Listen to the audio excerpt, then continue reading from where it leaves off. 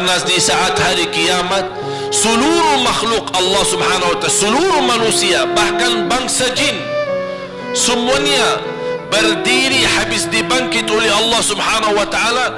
Semuanya berdiri di hadapan Allah menunggu hisab dimulai lebih dari 50.000 tahun. Bisa enggak terbayang berdiri berapa lama? 50.000 tahun.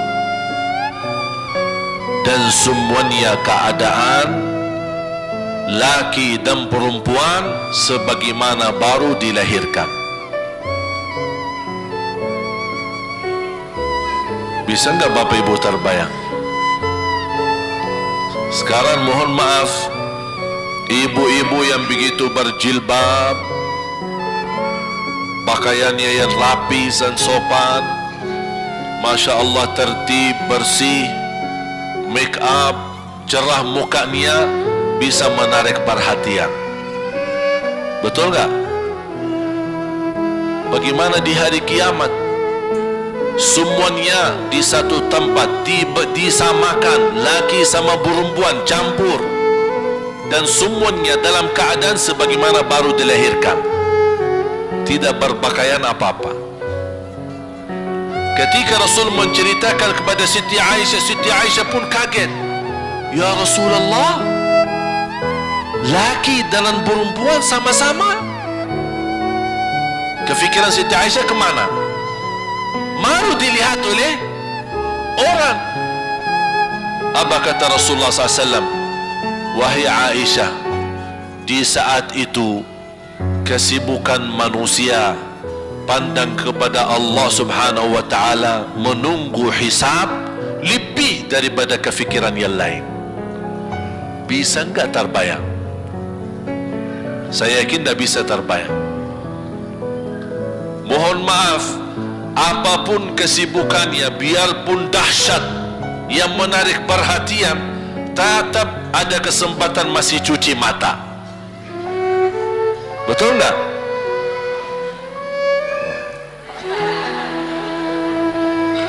Tapi kalau di hari kiamat beda keadaannya. Apapun yang saya jelasin tidak akan mungkin Bapak Ibu bisa bayangkan, karena itu bukan dahsyat lagi, tapi di luar batas kemampuan kita. Makanya Siti Aisyah sebagai manusia wajar kalau terkejut. Ya Rasulullah, kami dan laki-laki sama-sama. Rasul maklumi fikiran Siti Aisyah sebagaimana memaklumi fikiran kita yang sama. Tapi ternyata kalau di sana beda. Makanya di saat itu belum lagi matahari didekatkan. Disebut dalam hadis mil, 1 mil. Di dalam satu hadis 1 mil adalah, kalau untuk dalam mata itu kan berapa ukurannya? Berapa senti? Sangat kecil. Betul? Kalau dalam bahasa Arab itu namanya mil. Berarti ukuran nanti di hari kiamat kita berdiri 50.000 tahun dan mataharinya dekat seperti ini. Di riwayat mil bukan yang itu maksud, tapi adalah ukuran perjalanan 1 mil. Kira-kira 1 mil cukup jauh? Sama, kurang lebih berapa kilo? 1,5 kilo? Ya, kurang lebih 1,5 kilo. Sekarang jutaan kilometer kita merasa panas. Sudah ada AC, sudah ada kipas, sudah ada hujan, sudah ada ini, tapi merasa begitu panasnya. Itu jutaan kilometer. Bagaimana kalau 1,5 kilo? Makanya Rasul menggambarkan nanti di hari kiamat, yang biasa di dunia kalau kita keringat dari atas ke, kalau di hari kiamat terbalik, keringat kita dari bawah ke atas. Ini tergantung dosa kita. Kata Rasulullah, ada yang keringatnya sampai ke mata kaki, ada yang sampai ke lutut, ada yang sampai ke paha, ada yang sampai ke perutnya, ada yang sampai ke dadahnya, ada yang sampai ke lehernya, bahkan ada yang sampai merasa sudah sesak nafas, ingin melamatkan diri supaya tidak tenggelam di dalam keringatnya sendiri. Dalam keadaan itu 50.000 tahun. Di situ manusia sudah merasa gelisah, sudah cukup merasa tersiksa. Semua larinya, penolong siapa yang bisa menolong kita? Kita minta tolong kepada siapa yang bisa menyampaikan hajat kita kepada Allah supaya mulai hisab, karena sudah kita tidak kuat lagi. Semuanya larinya kepada Nabi Adam, Nabi Ibrahim, Nabi Nuh, Nabi Musa, Nabi Isa. Semuanya jawab yang sama, nafsi, nafsi, Allahumma sallim, sallim. Ya Allah, selamatkan diriku sendiri. Tak ada yang urus anak, istri, suami, keluarga, apalagi manusia lain. Sama keluarganya saja dia lari. Tak ada, nafsi, nafsi, diri sendiri. Ya Allah, selamatkan diri sendiri. Ya Allah, selamatkan diri sendiri. Ya Allah, selamatkan. Nabi Adam jawab begitu. Suruh, barangkali Nabi Nuh bisa bantu kalian. Datang kepada Nabi Nuh, nafsi, nafsi, Allahumma sallim, sallim. Datang kepada Nabi Musa, nafsi, nafsi, Allahumma sallim, sallim. Datang ke Nabi Isa, nafsi, nafsi, Allahumma sallim, sallim. Sampai terakhir Nabi Isa berkata, ada satu, saya rasa dan yakin dialah yang bisa memberi bantuan. Dia tunjukkan, itu dia, namanya Muhammad sallallahu alaihi wasallam.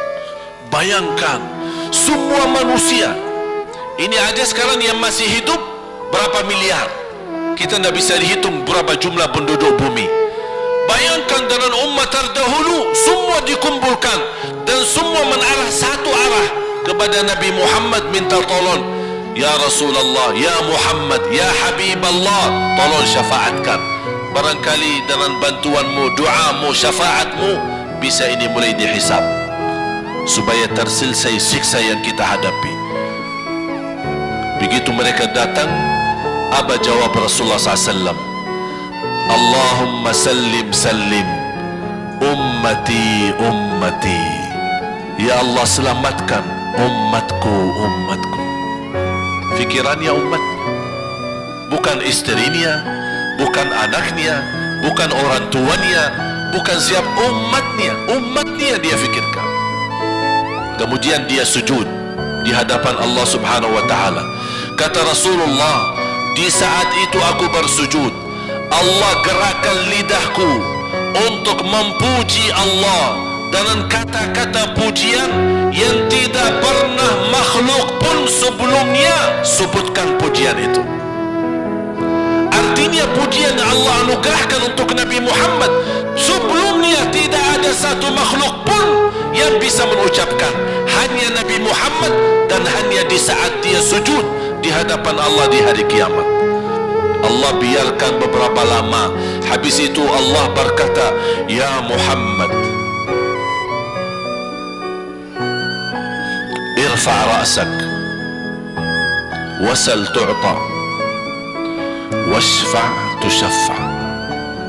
Ya Muhammad, angkatlah kepalamu dan silahkan minta apapun, aku berikan. Silahkan beri syafaat kepada siapapun, aku terima syafaatmu. Langsung dia berkata, ya Allah, kasihan manusia, mohon segera dihisab. Baru mulai dihisab, turun kitab-kitab. Ada yang mengambil kitabnya dengan tangan yang kanan, itulah bahagia. Ada yang mengambil kitabnya dengan tangan kiri. Dia berusaha sembunyikan tangan kirinya karena dia malu kalau kitabnya diterima dengan tangan kiri. dia sembunyikan tangannya yang kiri ke belakang. Larinya buku amalannya ke belakang dan langsung nempel di tangannya. Tak ada yang bisa lari di hari itu. Semua amalan, buku amalannya dibuka oleh Allah, dan akan Allah mulai menghisabkan kita satu persatu. Tak ada kelompok-kelompok, tak ada bendera, tak ada ormas, tidak ada kelompok, tidak ada pimpinan. Masing-masing benderanya kita apa? Buku amal. Dan Allah manggil kita bernama satu-satu. Ibu, sini, datang. Kata Rasulullah sallallahu alaihi wasallam, yuhasibullahu al-abida laisa bainahu wa bainahu turjuman. Allah akan hisab hamba-hambanya satu demi satu, bersatu-bersatu, dan tidak ada penerjemah. Jadi tidak bagi terjemah, translate. Ya Allah, saya tidak mengerti bahasa Arab, saya tidak mengerti bahasa, ya Allah, gimana ini, saya butuh translate atau pengacara supaya bisa bantu saya lulus dari hukum. Tidak ada.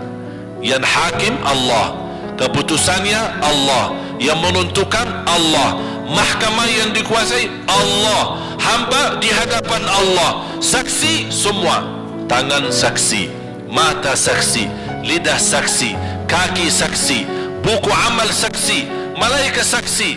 Bagaimana kita mau lari? Ditanya oleh Allah, hei hambaku, ingat enggak di malam itu, di tempat itu, kamu berlakukan dosa itu? Seorang hamba yang masih memiliki iman, dia merasa dan ingat, dan dia merasa malu, dia tunduk kepalanya. Kata Allah, malu ya, malu, tunduk, ya malu ya Allah, malu, malu.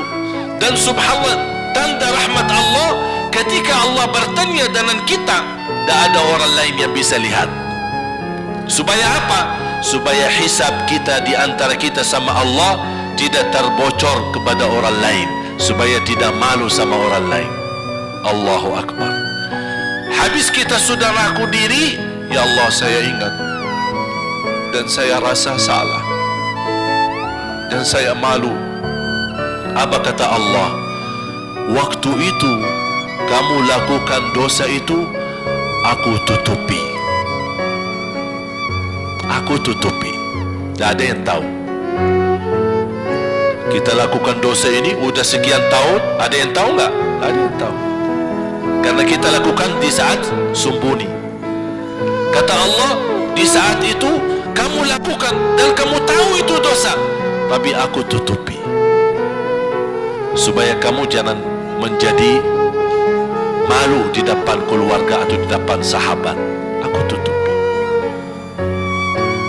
Dan aku sekarang sudah menutupi dosamu di dunia, dan sekarang aku hapuskan dan ampuni dosamu di akhirat. Allahu Akbar. Disitulah terasa anugerah, ampunan Allah yang Maha Kuasa. Dan Allah di saat itu mampu menghukum kita. Dan kalau Allah menghukum kita, Allah tidak pernah menzalimi kita. Justru itu keadilan Allah. Tapi Allah tidak memperlakukan keadilannya, justru yang mendahulukan ampunan dan kasih sayangnya. Habis selesai hisab, harus semua tanpa kecuali liwati neraka Jahannam di atas sirat. Sirat yang panjang, yang kejam seperti pedang, yang tipis sampai tidak bisa dilihat oleh mata. Katanya tipisnya seperti, subhanallah, imam bisa jalan di atas rambutnya. Kejam lagi, masuk di atas serat, terus jalan. Di saat itu ada doa yang ia melamatkan kita sampai menuju surga. Nabi Muhammad sallallahu alaihi wasallam, dia sudah duluan. Kalau Sayyidina Abu Bakar perjalanan di atas sirat disebutkan 100 tahun,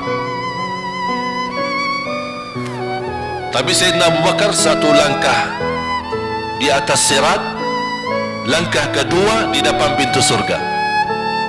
Dahsyat. Ini Sayyidina Abu Bakar seperti itu. Bagaimana Rasul? Rasul sudah menunggu di depan.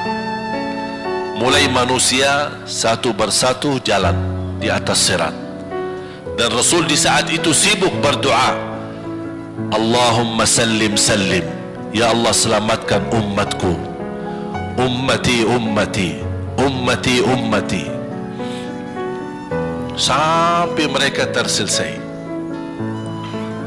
Sampai di situ saja. Sebelum masuk surga ada berita gembira untuk umatnya Nabi Muhammad sallallahu alaihi wasallam. Tidak boleh ada yang masuk surga harus berjumpa dengan beliau dulu, tatap muka, dan disediain minum yang disebut air Al-Kautsar, dan di situ banyak gelas. Tinggal kita ambil gelas dan minum. Begitu kita mau ambil gelas dan minum, datang Rasul, jangan kamu minum langsung dari tanganku sendiri. Barang siapa yang minum dari tanganku tidak akan haus selama-lamanya. Allahu Akbar. Di situ terasa kemuliaan. Begitu kebahagiaan kita bertemu dengan Nabi Muhammad dan bisa langsung minum dari tangan Nabi Muhammad sallallahu alaihi wasallam. Bukan hanya begitu saja, bahkan Nabi Muhammad memegang tangan kita, mengajak kita masuk 8 pintu surga. Ada 8 pintu. Rasul bersabda, satu pintu luasnya seperti antara langit dan bumi. Satu pintu antara langit dan bumi luasnya. Dan kata Rasulullah, di saat itu akan manusia gesa-gesaan untuk masuk surga. Itu tanda apa? Banyak yang akan masuk. Mudah-mudahan kita terhitung dari yang banyak. Begitu ahli surga masuk, kira-kira Rasul berhenti, ahli surga sudah masuk, sudah aman? Tidak. Rasul balik lagi, keluar dan menuju dari langkah sirat yang pertama, melihat ada enggak ternyata ada di antara umatnya yang tersisa, yang dosanya terlalu banyak, gesa-gesaan di jalan, merangkak di jalan sampai jatuh di dalam neraka. Rasul mana mereka? Masuk ke neraka. Kata Allah subhanahu wa ta'ala, melihat keadaan Nabi Muhammad SAW, apa yang dibutuhkan lagi? Kata Rasul, ya Allah, saya tidak akan puas masuk surga sampai hamba-hambamu yang ada di neraka, umatku, diselamatkan. Allah subhanahu wa ta'ala mengizinkan Nabi Muhammad keluarkan dari neraka. Dia keluarkan. Sudah cukup ya Nabi Muhammad? Tidak cukup ya Allah, masih ada lagi. Diambil lagi, dikeluarkan, diambil lagi, dikeluarkan. Artinya dari umat Nabi Muhammad yang masih banyak dosanya, yang masih banyak kelewatannya sama Rasulullah, yang tidak pantas memberi kemuliaan kepada Rasulullah SAW, dapat pula syafaatnya Nabi Muhammad. Yang tidak pernah memberi tanda sayang dan cinta kepada Rasul, dapat rasa sayang dan cinta Nabi Muhammad SAW. Sampai kata malaikat Jibril, demi Allah saya melihat Nabi Muhammad mengambil manusia dari neraka Jahannam, diselamatkan dari siksa dan membawa mereka ke surga. Kata malaikat Jibril, sampai aku kira tidak ada lagi yang tersisa di neraka Jahannam, saking banyaknya yang dikeluarkan oleh Rasul. Itu syafaat Rasul sallallahu alaihi wasallam.